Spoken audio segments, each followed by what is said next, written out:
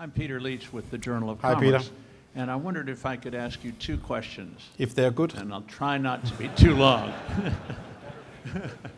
First of all, the first question is about global supply and demand. In your estimate, how much do you think global demand will increase this year?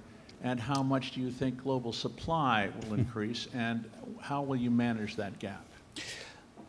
Well, let me go back to 2012 first to answer your question.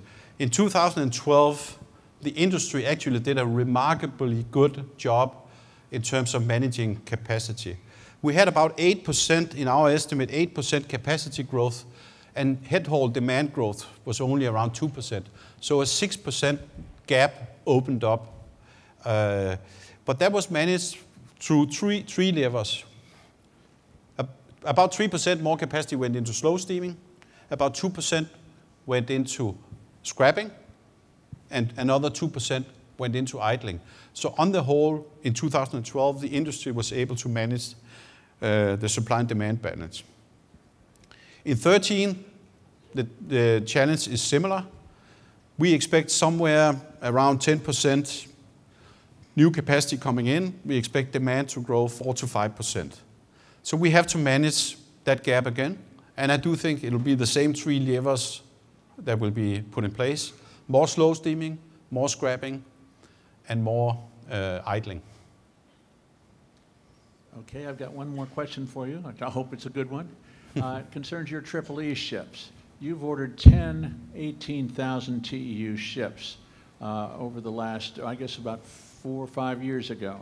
And when do you expect these ships to be delivered, and what kind of an impact is that likely to have on capacity?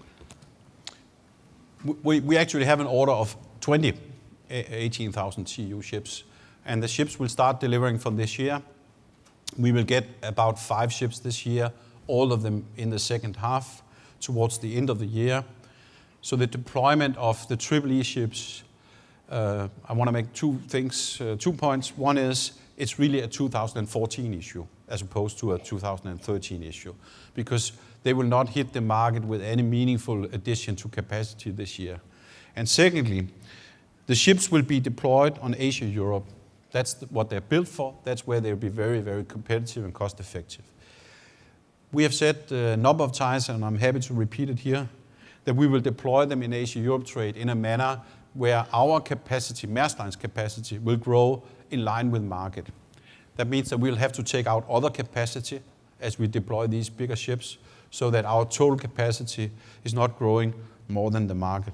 We might even have negative demand growth in Europe if we are unlucky, and then we'll just have to take out even more capacity. That capacity, these 9,000 TEU ships, will, as I said, be deployed on Asia to the US East Coast, on Asia to the East Coast of South America, and so on, where we can combine strings and use twice as big ships. Thank you, Mr. Schouw. Thank you.